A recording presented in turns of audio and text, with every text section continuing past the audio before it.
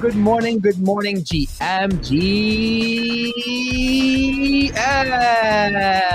Thursday. Oh, baby. Thursday. Throwback Thursday. Turnaround Thursday. Terminated Thursday. Let's find out. December 19th, 2024. Look at that. Another beautiful day to have a beautiful day. I got my co-host in the house. Tyler, Mando, good morning. How you guys doing today? Doing great, man. How are you? I am doing fucking fantastic. Doing fantastic. We are absolutely cooking. I should say Myriad, actually. This is what I should say. Tyler, how you doing today?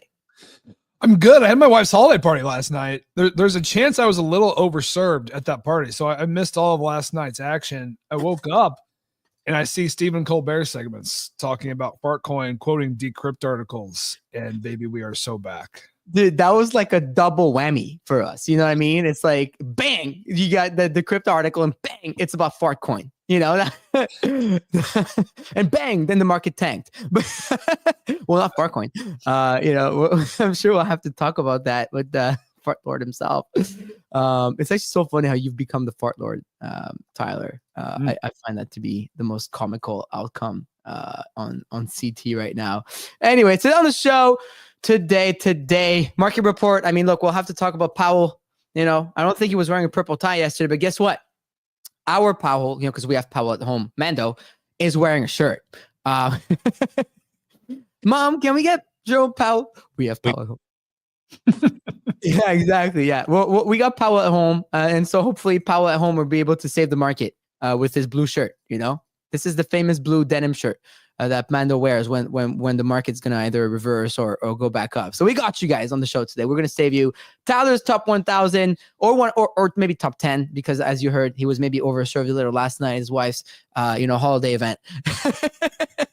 Thank you for understanding. Thank you for understanding. So there's that. And then we have a guest today who says if things are not hectic enough, the Sweet fam is coming here. You know, we're partnered with Walrus on the Crypto side and everything. And we got a few things cooking up with them. So they're coming back on the show. They came not too long ago. So they're today's show partner.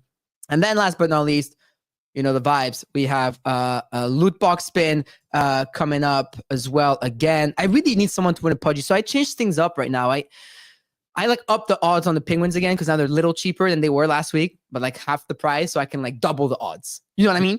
So I'm like putting a few penguins at like 1% chance to win. There's gonna be like 4 penguins at 1% or something. So hopefully someone is going to win. And last but not least, this show is powered by Galaxis. With seamless built-in monetization tools, Galaxis enables development of sustainable long-term communities, fulfilling Bitcoin's vision of decentralized freedom and independence from centralized control and Fairside Network.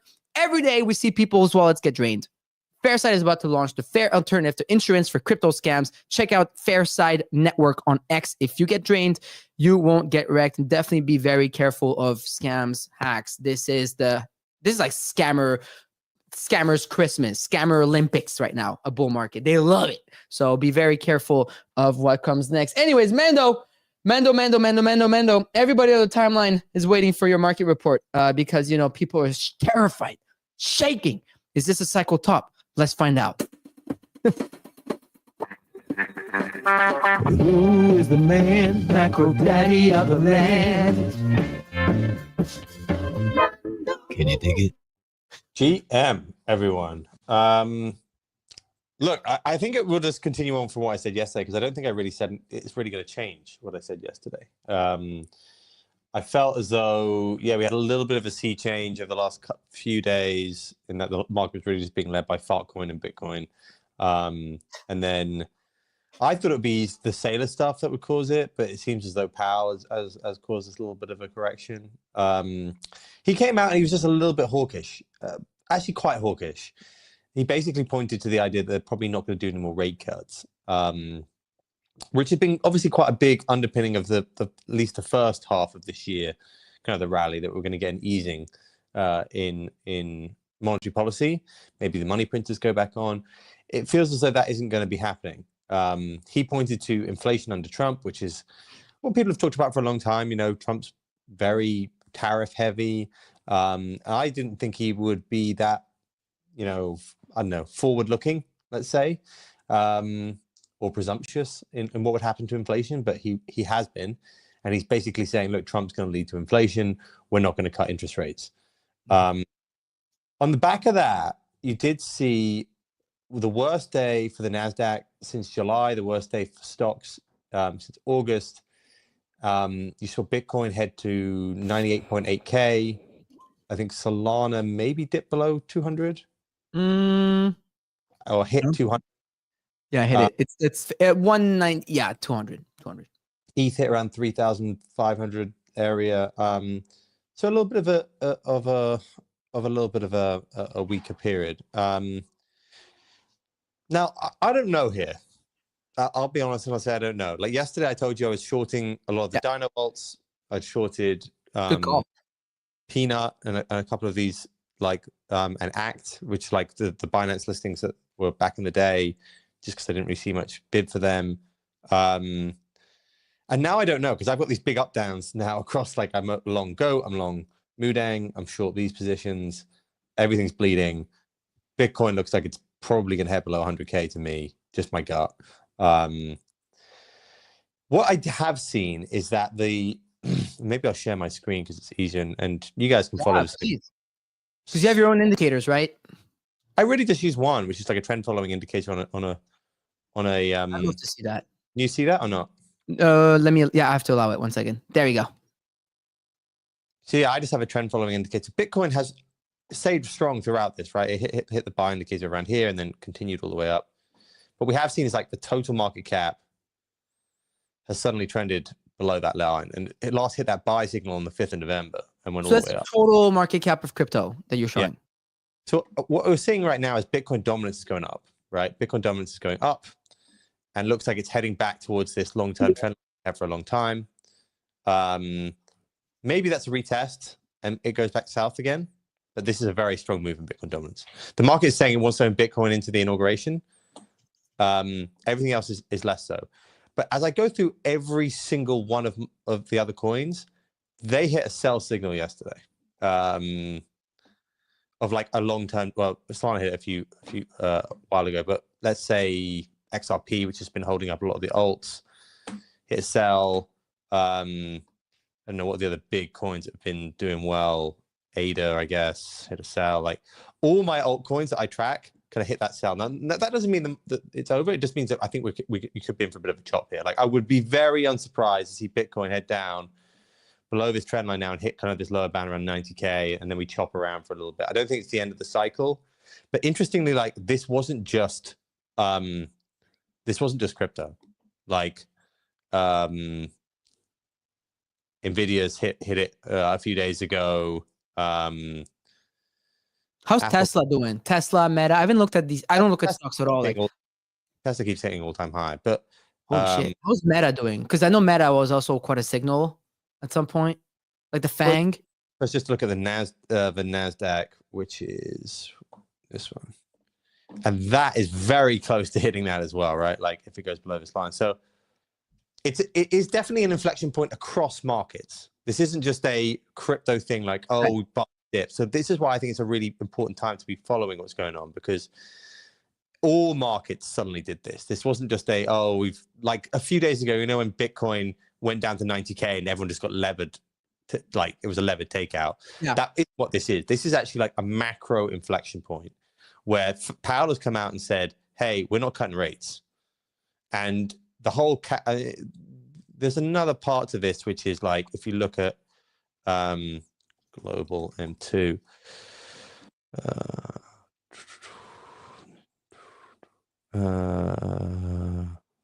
global money supply, maybe it's in there. I have this somewhere. I'll find it. But like global money supply has also been trending low. So Bitcoin has been departing from that for a little bit here, which has been an interesting trend. Like not many people have kind of thought that would happen. Maybe that's here.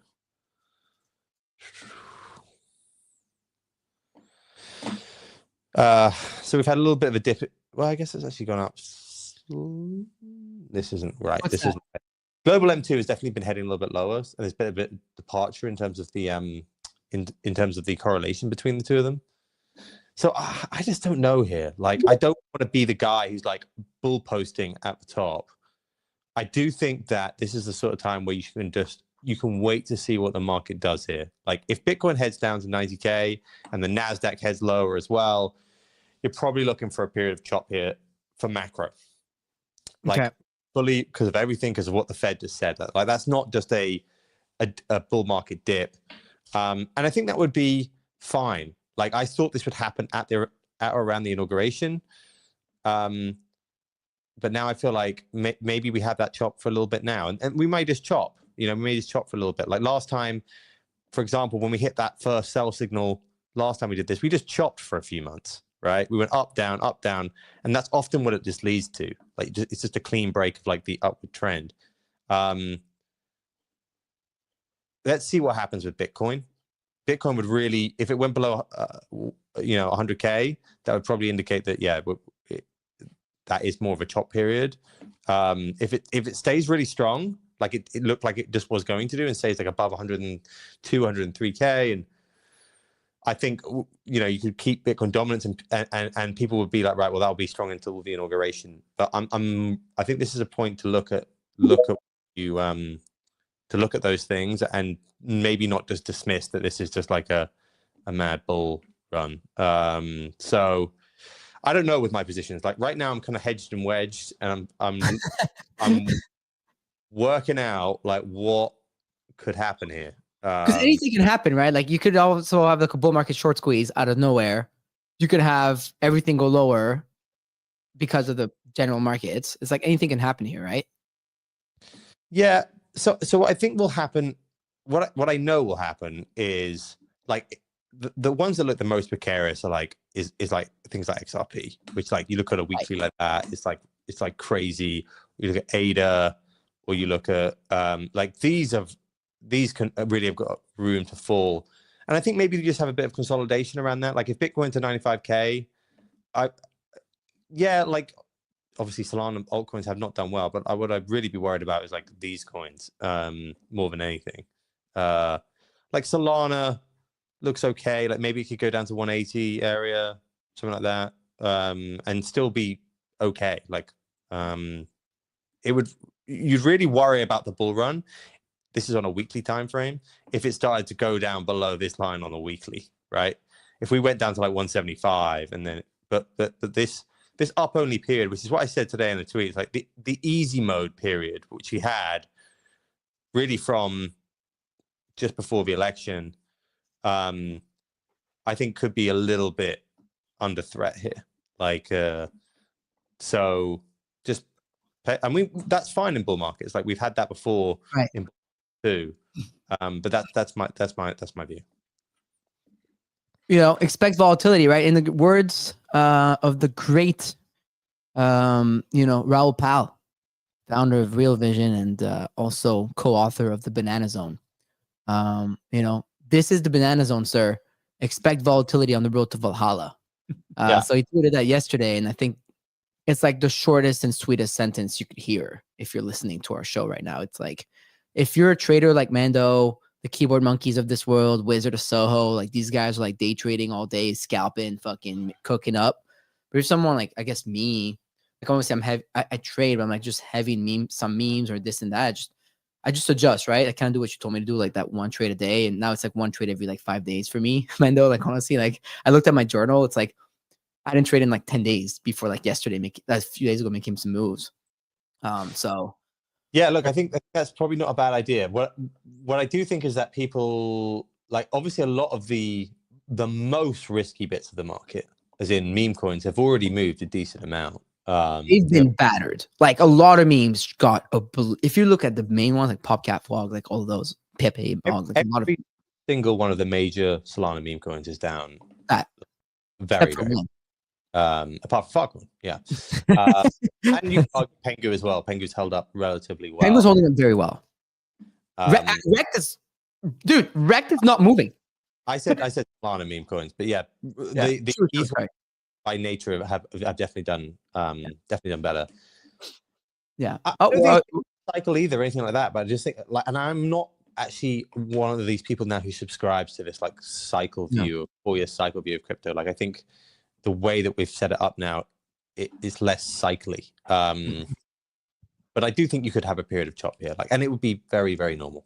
Very, very. Yeah. Yeah, it's like, it looks like I'm seeing comments here, UFD. I'm not in there, but it's only Fartcoin and Unicorn Fart Dust market. Tyler, what were you going to say?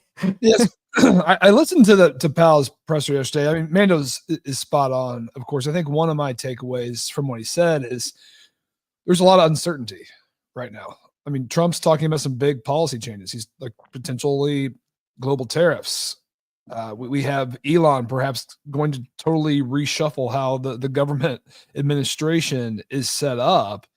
And Powell basically said, like, I think one of it, perhaps his more like dovish comments is we're just going to wait and see. Like, we're going to see what he does, and then we will react next year. So it was a bit more hawkish than we wanted. Of course, we had Peter Jennings on Underexposed. He was saying basically stocks, everything was priced to perfection, and there wasn't room for much to go wrong. And then we had some things go wrong effectively yesterday. And so we saw that market, that correction there. I think from a crypto perspective, bull and bear case. I mean, the bull case still is that we have the most pro crypto U.S. government administration that we've ever had. And we still have talks of strategic Bitcoin reserve, all that. I think that bull case is still very valid. I think the bear case is, and perhaps is a little bit louder now, is we don't know what the impacts of Elon coming into this government, like what those impacts are. And perhaps it does have a larger impact on markets than perhaps we thought. And man, God, I wanted the Santa rally. I don't know if we're going to get it. You don't know yet. Well, Don't worry. This is the thing. I think this is last. Remember what we said on what was it, November 1st? We predicted where the market was going to be. And where did we predict? We predicted Bitcoin to 100. Actually, we should go back and check our predictions, because this is going to be one of the last shows of the year, and see where we're at. I wonder where I wrote those notes. But we were bloody close to where we are right now. I think we kind of said Solana like lowish 200s, Bitcoin around 100, and ETH around 3,500. I think we were around that level. Where are calls? Fuck, our messages delete. It's a path dependency thing. Like we're suddenly bearish because Bitcoin's at $100,000. I agree with you on that. You know, it's not that though, right, Tyler? Like, I see a lot of comments like, Mando, like, oh, Bitcoin's only up 8%, you're freaking out, but Popcat's down like 75%. So it's like, and I mean, Popcat, I'm saying an example because I have the chart in front of me, but like every single coin people own is down, like double digits. Right. Popcat's also up though a lot. No, but like, I mean that one, but it's just, you know what I mean? It's like if you look from, okay, Chill Guy from top, or Go from top, or like insert every bag owned by the people listening to us right now. Yeah. It's for sure down 20 to 50%. Oh yeah. From the high, for sure. From the high. Right, from the highs, right? Retardio, like all of those, like we talk about, like what's that at, for example? Let's look at the Myriad memes for 2 seconds. Then we'll go to Tyler's segment. But like, let's look at those because I have the list, right? That's the only reason why I'm looking at this, because we have that. Like, look at that. So obviously Mog, strong, of course, Mogger's Mog. But besides that, you know, just a little bias. But besides that, Popcat 750, that was the #1 cat coin for the longest time at like 1 point something bill. It's still really, by the way, 750 is impressive, right? In this market. I guess Giga and SPX are still in the 400, 500, like 73 Retardio. That was like 200 something. I mean, lock in hit like 120. 33. Yeah, I sold it at 120. Actually, that was nice. But Mani's 18, USA 15, like all those coins, and now the AI coins actually, because Mando and I talked about them a lot yesterday in the end after the highest market cap coins, because maybe this puts in perspective too. Over the last week, Bonk is down 26%. WIF is down 30%. WIF's about it's getting bad. Good. Peanut is down 40% in the last week. That's 750. Popcat's at 750, down 40%. AI16Z is now down 30%. Mew, look at this chart. Go all down 30. Giga down 35. Like this isn't like one single coin. Now Solana meme coins have been underperforming for well before when we had this sell-off, which is what I said to you the other day, which is like, I'm a little bit wary here because Bitcoin could easily go to X, and I own a bunch of Solana meme coins, which is why I started shorting all this stuff. Now, I still like that bit of the market because I think that the stuff that looks most precarious to me is all these dino coins, which I think a lot of people bought. And I think they'll come back because they're owned by crypto people that are here each day, right? They are the ones that people will come back to in the same way. Like they're going to show strength, I think. But they have been decimated. Like the whole of the Solana meme coin market has been decimated except Fartcoin. I think it would be very normal, is what I'm saying here, for Bitcoin to go to 90 to 92K. And it not be a bad thing. Like it would still be a massive win for the market. And then I think you have a bit of chop, which is like the classic thing, right? Because I think people are now, the number one bull thing is now the Bitcoin strategic reserve, right? Everyone is like putting their hat on that being the thing. Mm-hmm. And there's a chance it happens. Like it sounds as though there could be an executive order on day one. There were people in the comments yesterday were talking about the idea that the only way to stop an executive order would be via Congress. And I think that would be very, very difficult for Congress to stop one of Trump's first executive orders. But they may.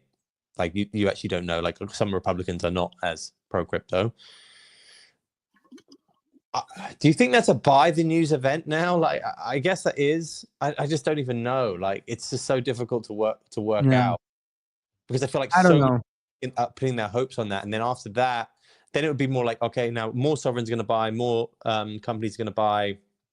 I guess it really depends where like the market is at that stage. But yeah, look, this isn't just a crypto thing. I'm not sitting here going like, oh, like you're an idiot. This is a macro thing that just happened.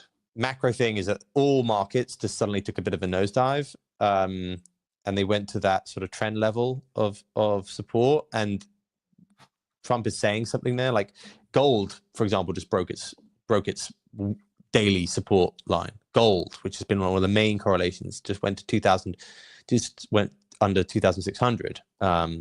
So both the gold and the Nasdaq both broke that trend line as well, and that tells me that it's going to be a bit beyond just like buy the dip. It's going to be like, right, what does macro decide it wants to do now?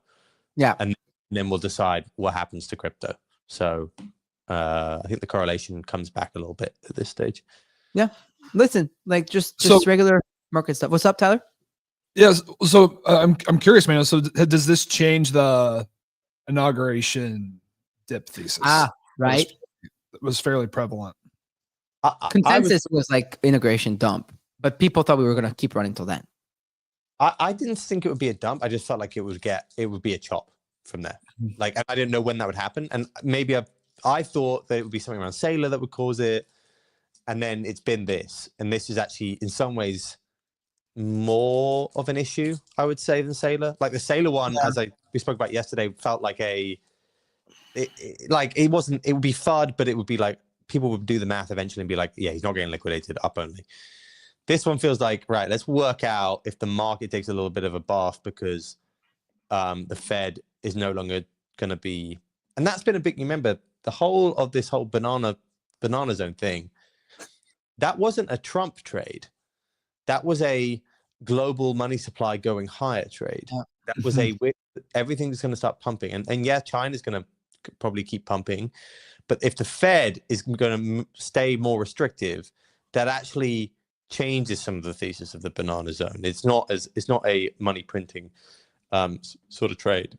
So that's why all global markets have gone lower yesterday, and the dollar's obviously been very, very strong over this period too, which has been as you said, like your rent is so unbelievably cheap in dollars at the moment. That's the case for everyone. But that's because the US Canadian dollar is literally like we're like tanked. Like we should CTO Montreal and separate it from Canada. So you got one of the most gorgeous cities on earth. What is you guys? You guys have no idea. Like anyways, my rent for the year is now down to 28K USD, and I live in like one of the nicest areas of the city. What? So look at the I live in a beautiful place. Like my place is sick, but this is how much I'm paying. But milk, I'm paying $10 for a fucking one jug. And maybe my Uber is $50. You can't get a nice 1-bedroom in Chicago for that. Montreal is not a real place. But I'll share my story again. But like this is the Brazilian real, which is The reality. yeah, kind that's Charles, not real. broken many year highs there versus and that is every single EM currency. So one of the issues about I know what, let's say the South African rand, let's do all the BRICS, but every single EM currency is also getting decimated here. So what you've really had for the last two, I did it in the wrong way, but what you've already had for the last two, well, let's say month and a half, is that Bitcoin has gone higher despite that stuff. Bitcoin has gone higher despite a stronger dollar, despite global money supply going lower. And everyone's been like, oh, wow, Bitcoin's just shown such relative strength. All we saw yesterday was that suddenly the macro caught up. Suddenly everyone was like, okay, Bitcoin can't just go higher. Macro's going to grab back the narrative for a little bit here because the dollar's gone too strong. Yields have gone too high. And everyone's still clinging on to the inauguration executive order, but like maybe that's not enough to counterweight macro. And I think that could be a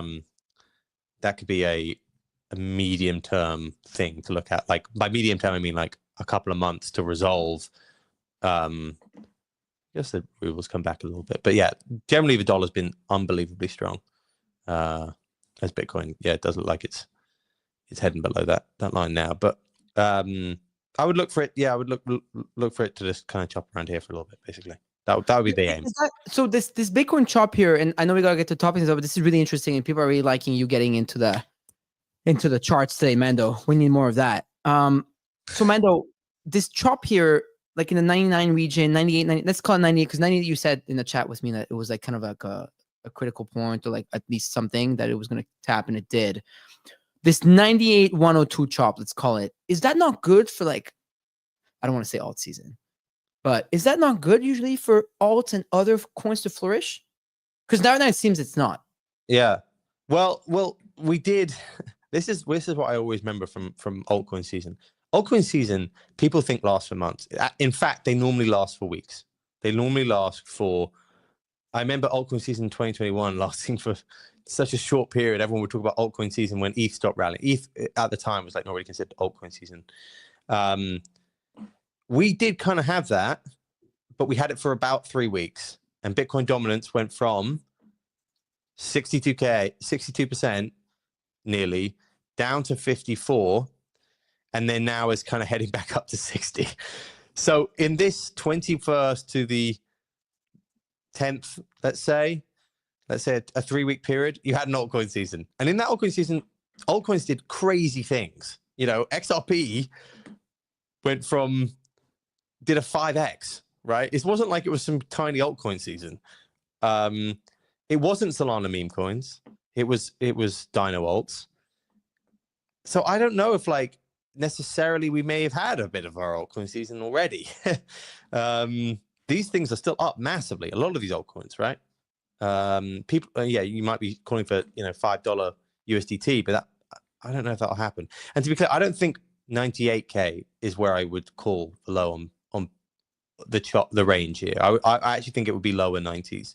Like I think it would be very unsurprising if it head down to like this 90, which hit a few times, right? It hit this 92K ish region, or maybe 93ish a few times, and that's been like a support level. So I would say 93K area is like where the main level of support is here for Bitcoin, if it was to properly break this, because it's hit that a number of times on the way up. So that's where I'd really look.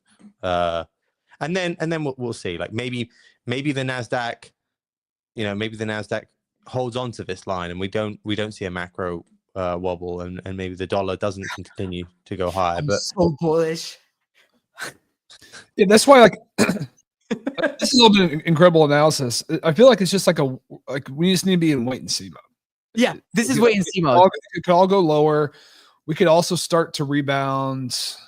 And like today, like it doesn't feel like the time to like be entering new positions. Like let's see. But also not the time sometimes to exit them, right? Like you don't. It's this weird thing. Like Mando was saying, he's kind of stuck between this like thing where he's like, well, he has some longs, he has some shorts, he has some spots, he has some shit. It's like, what do you do? Like some people will definitely fumble their meme coins at the lows, 100%. And they may go even lower than that, but they will have fumbled that then there. And then they'll buy it back. And some people will short and win, or they'll get busted out to a short squeeze. Like you don't know. It's like so weird. So let's have a look. It's 2020, right? So this let's look at December 2020. That's a good call. Like a week before Christmas. The same sort of trend line. So right, so we had a buy signal at the 8th of October. It went up to 20K, and then it hit a sell signal. It went briefly below, and then it giga sent back up.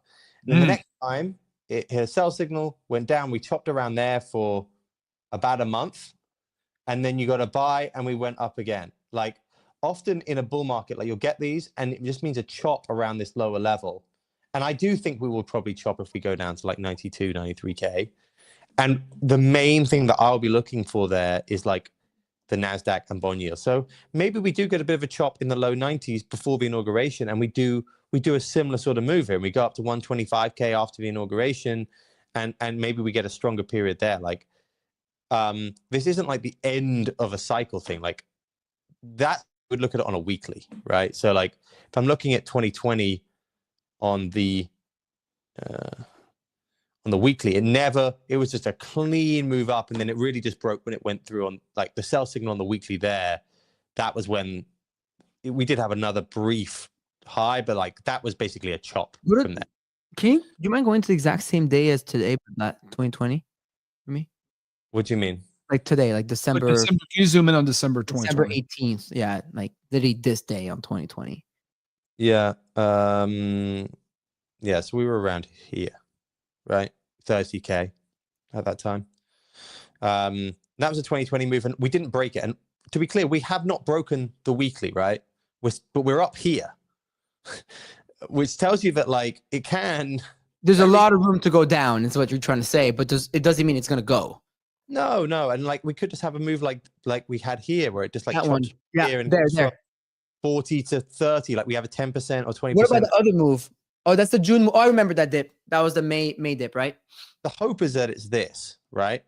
And that really, like, if it's a correction, which this would have been a correction on the daily, like, yeah, we go down to like 30K from 40K, and that's equivalent of like maybe going to 85K even on Bitcoin, where we are right now. Like, like high 80s from 108 high. So that's a pretty good correction. And that would be really nice, right? Like then we'd have a 25%, 20% correction into the inauguration, even potentially, and then we gig ascend, and then we go up there.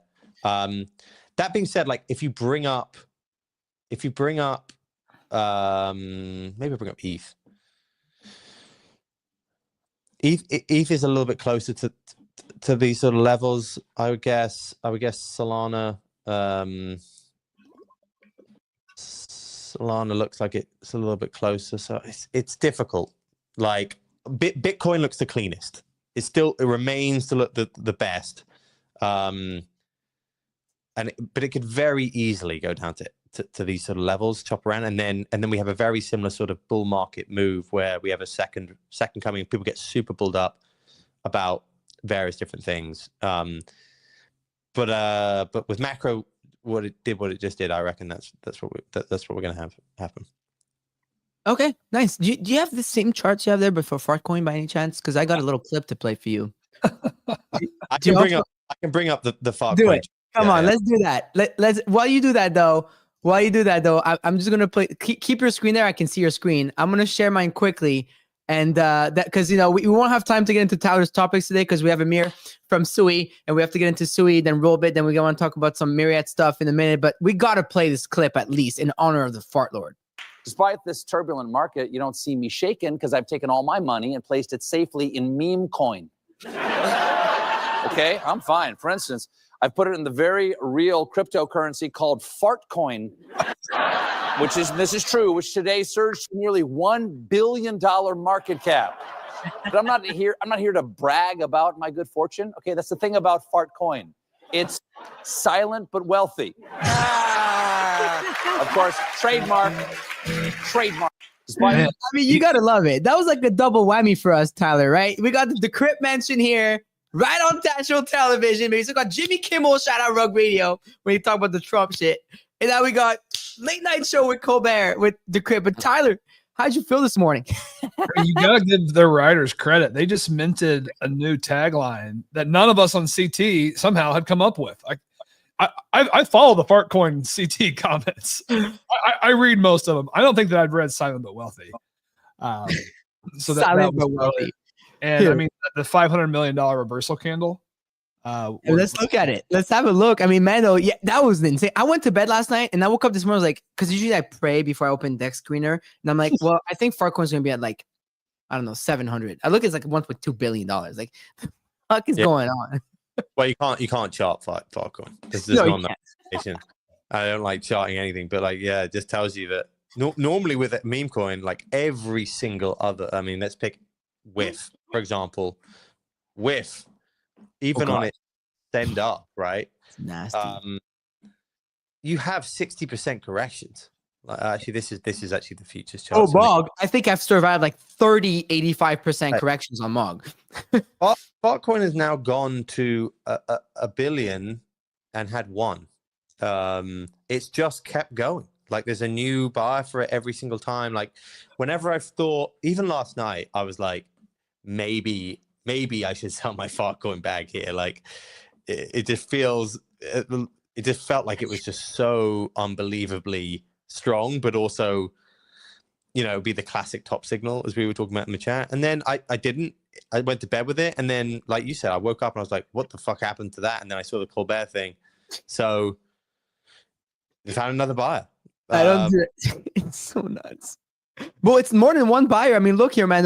I'll take over from you for a second. It's $200+ million of volume in the last 24 hours. It just got a listing yesterday, which is KuCoin, which is, I mean, KuCoin's not as relevant anymore. So it's not really a big of a signal. Maybe it is, maybe it's not. I don't want to talk shit or anything, but you know, it's $112 million on chain volume. It's 200 and what is it? 200. It's $232 million in volume in 24 hours. No MM bullshit, no sex shit, no team shit, none of the stuff that we always say, oh, you have to be bullish on for a coin, which is why for me personally it was a buy, because I got really tired of it, Mando, like a little burnt for a few coins also. Like, we have to look for a market maker. We have to look for fucking, I have to look at oh, wait, there needs to be a whale chat. No, there's no whale chat. I love you. Have we seen another meme coin get to $1 billion without a sex listing? Like I've been trying to kind of go through my. I don't know about Boom did. Boom got the Binance listing like day one. Boom was, but that was day zero. Day zero. Got Binance. It got Binance like the next morning. I remember we went to $500 million, then it got Binance. Yeah. Right. So Boom didn't really, but it did. But that was also one of those like things. But anyways, don't wanna top this one. But this is one of the good ones. I have to say it is saving my portfolio at the moment. Yeah, look, I still think it will have a correction. I know it will, but I said to myself I should buy that correction last night when it. Yeah. I have to say, I was getting toppy vibes when you were like, Fartcoin's the only thing I can own. I was like, oh god, like the rest of my portfolio is down in Farouk's. I tell you, I've been saying this is the one. I rotated right. Brother, it's the one every time. I know, but this is the one. This time is different. This time is different. You know what? This time is different. Let's move on before we nuke. I'll tell you why I say this time, just so we don't like feel like topping stuff. It's just like, again, like I said, like I don't get the vibes that I get from other coins where like everything's so forced. Like we have to get on the sphere, we have to get a market maker, we have to get a world chat going. Let's all put money together and pay for someone to help us. Like, no, it's none of this bullshit, you know. And I like that. And also, it's Fartcoin. It's so dumb. It's like so dumb. The joke of Fartcoin is that it goes high. Well, that's the thing. It's like the higher it goes, the funnier it gets, right? Like, look, we just hit $1 billion. Stephen Colbert's talking about it. You know how hilarious this meme's going to be at $5 billion? I guess that's what I'm trying to say. Like, the joke is much less funny if it drops 40. No, it wouldn't be funny if it's like 50 mil. But the thing is, like, also, all of these normies are talking about it. The joke keeps on getting funnier because the higher it goes. And that is a great utility. But that's why I'm a little bit wary on it, because I'm like, there's going to be one day when it drops and suddenly Fartcoin's worth 600 million. And you're like, oh, yeah, okay. I mean, it was worth that yesterday. I want to buy that, but I'm telling you that I need to see that before I buy more.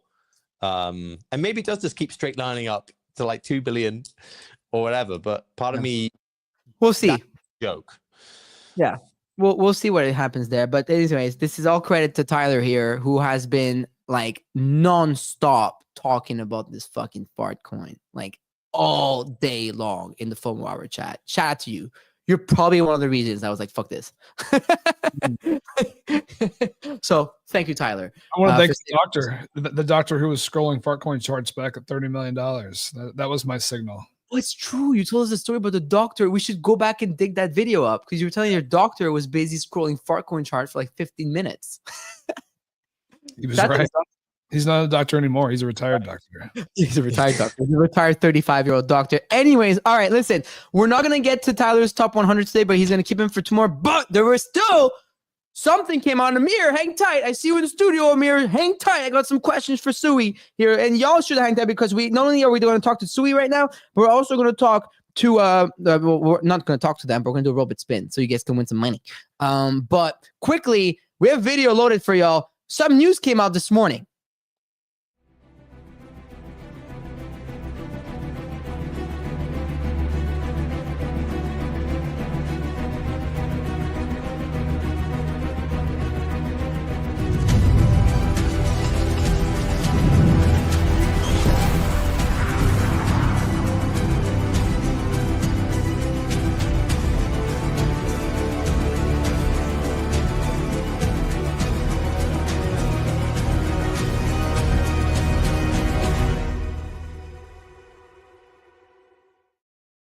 Damn, this video gives me shivers. Wow. So that was the big news this morning coming out of the Myriad Foundation, which is super cool. And also, by the way, that's a real big code, MYR. So we won't get into too much details of that yet. Obviously, more to come. But this token will be adopted by Rug Radio, by Decrypt Media, by Lucky Trader, by DGens, by Farouk, and by a whole lot of other media publishers and publications to come. So hang tight. You know, this was just a little teaser that came out of the foundation this morning. You know, to you know, a little holiday regale for everybody who's been following for a long time. Billions must predict, and billions will predict. And so, really excited about this. It's gonna be good. Have you guys been trying playing with Myriad a little bit these days? Tech got really good. I have. Slick. It's nice. Both of your minutes are in there too. So you guys are in the quest. So it's super cool. So definitely check it out. Myriad the market. You guys want to play with this, man. The tech has gone just incredible. I was just giving all the flowers to the tech team. Why read the Mendo minutes when you can read them, but also, you know, earn points for reading them? Why read the Tyler minutes when you can read them, but also earn points for reading them? So make sure you connect to Myriad the markets and get involved with this, but also for FOMO Hour right now. If you're watching FOMO Hour on YouTube, I'm pretty sure it's live here. Maybe I'll try and see because I have the extension. Make sure you get the extension. Sorry. Yeah, right now, if you're listening to FOMO Hour, guess what? See how clean this is. You would think that this is directly from YouTube. For listening to this show as we're live for 5 minutes, you can then collect directly on app. So this tech is fucking sick. And it's working incredibly well. It's native to Decrypt as well. You can go on an article and it's right there. You see here. And as you scroll, it just keeps going down. And then when you're done reading, you can then collect using the extensions. And it's done just like that in the click of a few buttons. So definitely get involved with us and sign up. You know, some very, very, very big things planned up and excited to hear more from that. So especially if you're a creator, it's gonna be fun. Anyways, with that being said, Tyler, we're going to push your topics tomorrow because this conversation was incredible. Mendo, thank you. I think we should just clip it and like post the whole thing online. Congratulations, everyone. We've hit 100K Bitcoin. Let's fucking go. And Amir, let's get my boy Amir here from the stew on the table. Where is he at? Oh, wait. Did it bug out? Oh, there he is. What up, Amir? Yo, what's going on, guys? How you guys doing? Dude, we're good, brother. We're good. How are you doing? I'm doing good. Hey, I've got to give you guys a shout out for all the stuff with Colbert and everything, man. That stuff just gets me every time. So, dude, it's so funny when you see it, right? Because it's like, oh, Colbert's talking about Fartcoin, and I'm like, wait, I'm pretty sure this is our company. And it's like, and you know, they're proper journalists, so they credit, right? They didn't like remove the decrypt. Like, I like that they put the actual logo, right? Yeah, so, no, for sure. Well, he keeps me updated on more than just crypto stuff, so I got to give him a shout out for keeping it going. He's covering all aspects of my life. So I love that. There you go. There you go. I mean, listen, this is super cool. So, Amir, let's get right into this. I mean, Amir, for sure. you're on the suicide. I mean, one of the stories of this cycle has been, will continue to be, Sui and everything that Ethena Labs is cooking up. I mean, we're partnered with Walrus Protocol on our side on Decrypt. All our articles are stored there. We have a lot of stuff coming up with you guys. Just fucking sick. On the Sui side, we may or may not have a few things cooking up also in 25 with y'all. I'm excited. But will you want maybe, Amir, give a little introduction of like, who you are and like what you do within the company? Yeah, for sure. Yeah, happy to be here. Thank you guys for hosting. Just a high level background. So all of my background really has been in the Web3 side of things. Worked across a variety of different layer one chains, and definitely very excited about the time at Sui. Specifically to the work that I'm doing right now, I lead up all of product marketing. So any of the products that you guys are seeing coming out, whether it's on like the Sui side, like on the platform side of things, as well as now starting to support on some of the new initiatives, Walrus being the latest one, those would all fall within my wheelhouse. So we're thinking about, how do we want to position this product? How do we want to make sure that it makes sense to the average individual? So when they're thinking about Sui, they get the gist of really what Sui can bring to the table for any audience. I love that. This is super cool. And of course, like you guys, have been all over these days, and it's really awesome to see. So I have a few questions, obviously, like lined up for you for today. You've had a lot of big announcements coming up. A lot of people are starting to move to Sui, actually. I'm sure there's some stuff that you can't share yet, though. We like to fish for a little bit of alpha, but the bigger one was Phantom, right? You have Phantom wallet and Backpack wallet that you've recently partnered with. So would love for you to expand on that.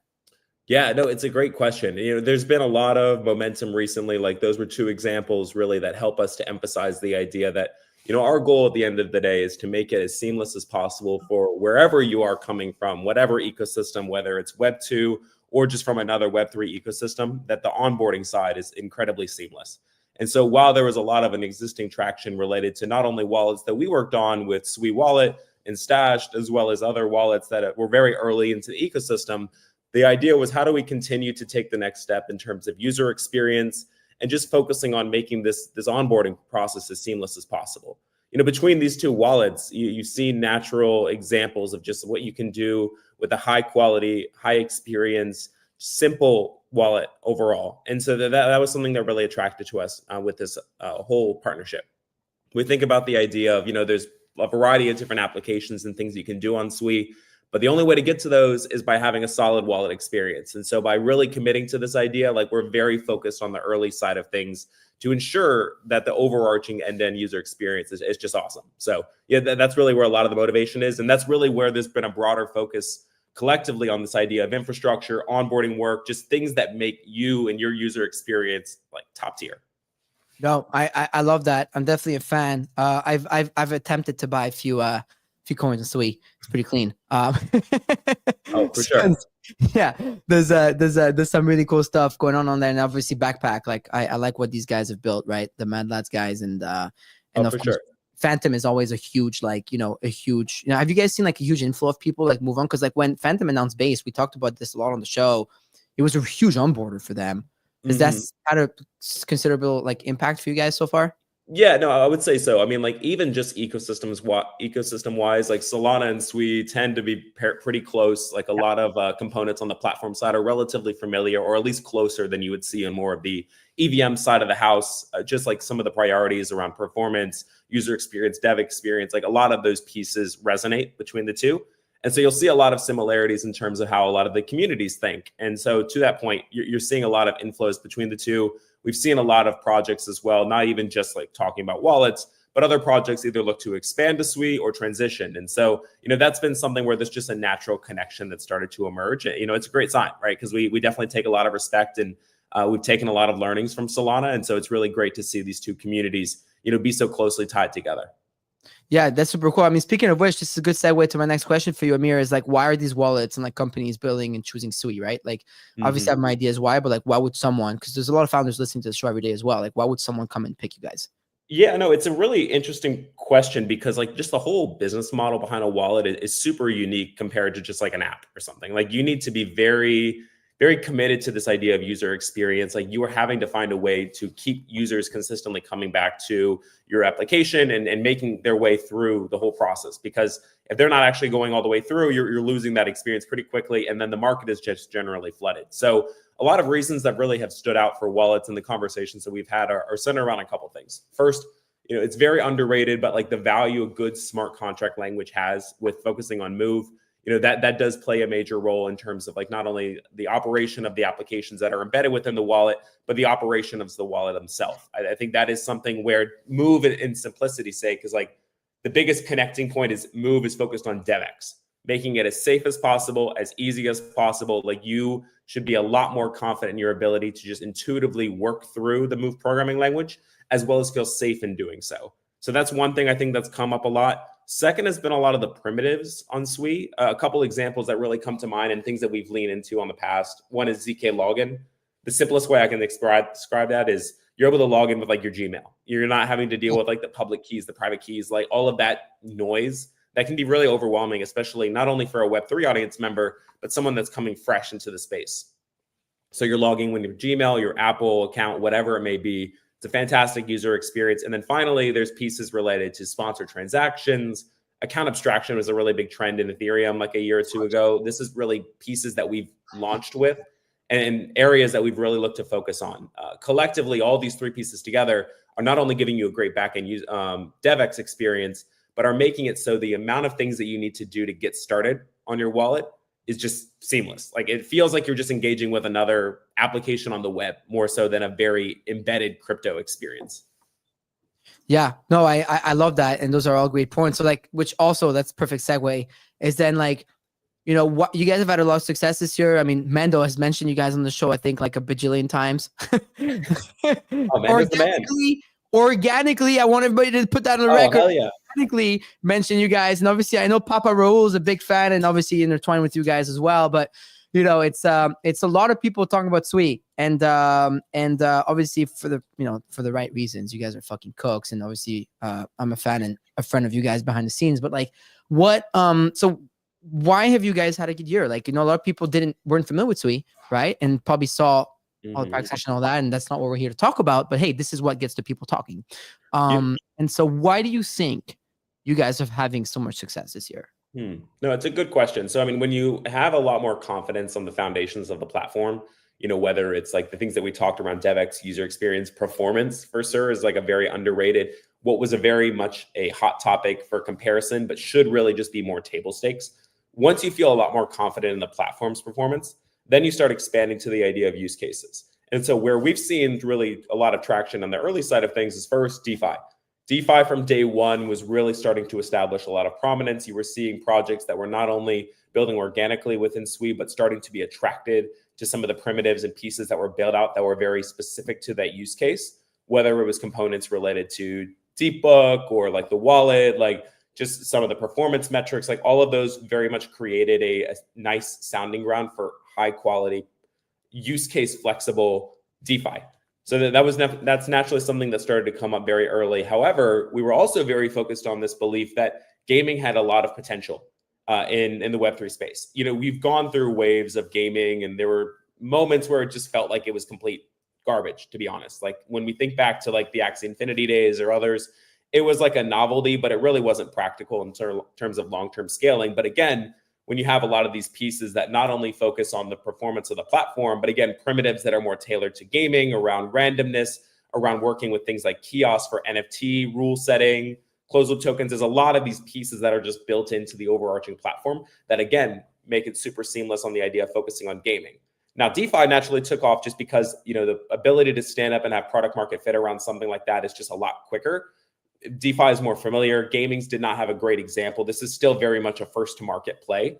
However, we're really starting to see a lot of promise, not only in terms of some of the early seeds that we've put with different gaming companies, different studios that are starting to see games come to market and really in a high quality way where it feels more like a traditional gaming experience versus like a Web3 game where you feel like you're sacrificing something.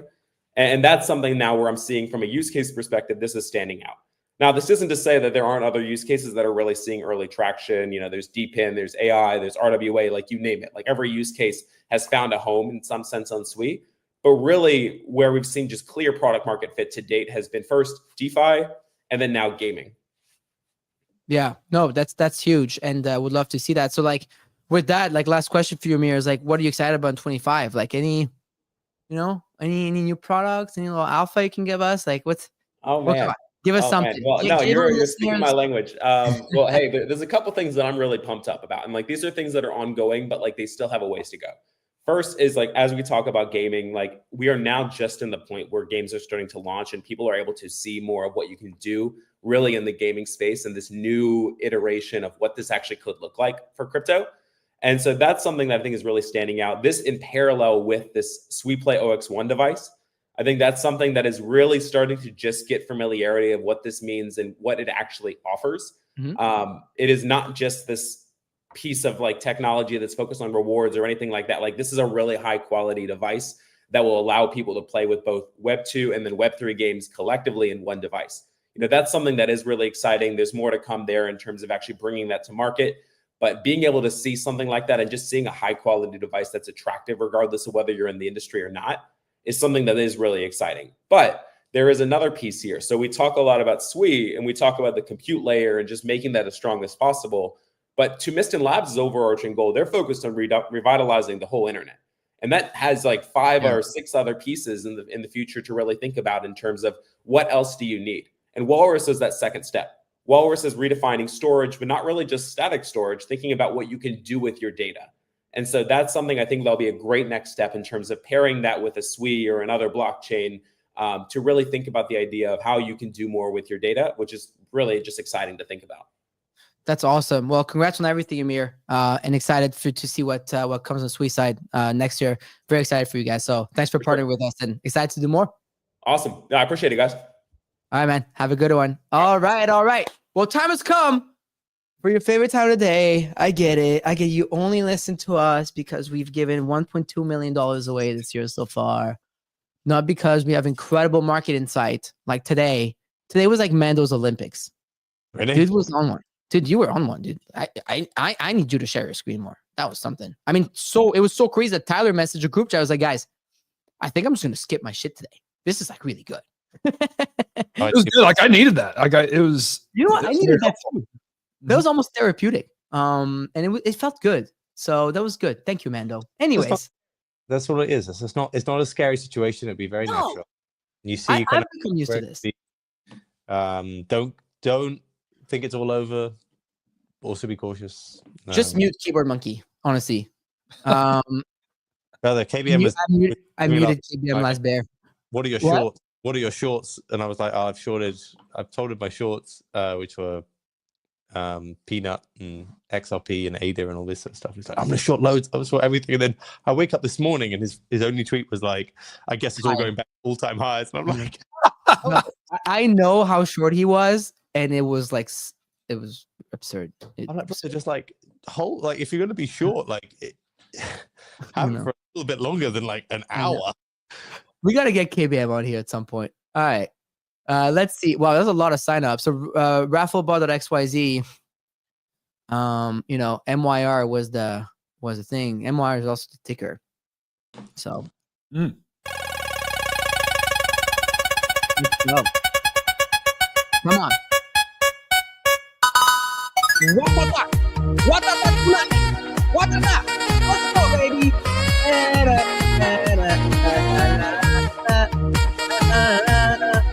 What up, tsunami? What up, tsunami? Hey, what up, tsunami?